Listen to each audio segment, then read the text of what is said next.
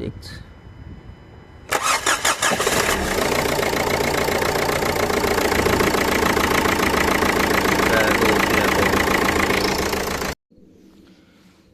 Să facem capacul ăsta la siguranțe.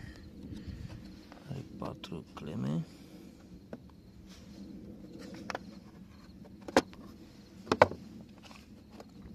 Scoatem asta tot așa, are 4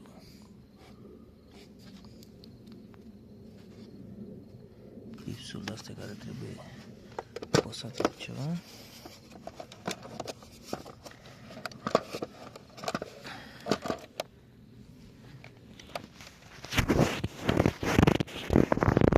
Și cred că e siguranța asta de aici.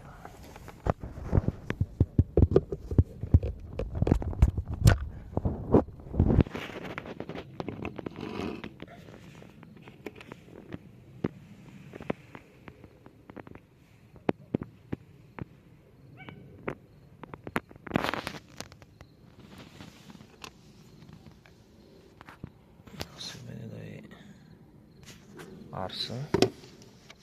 25. O să punem una ca să testăm de 30, dar nu o să o lăsăm, trebuie schimbat electromotorul.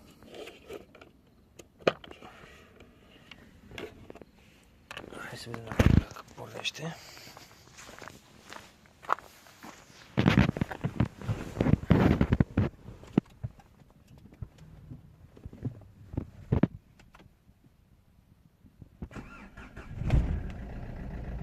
Uite că a pornit.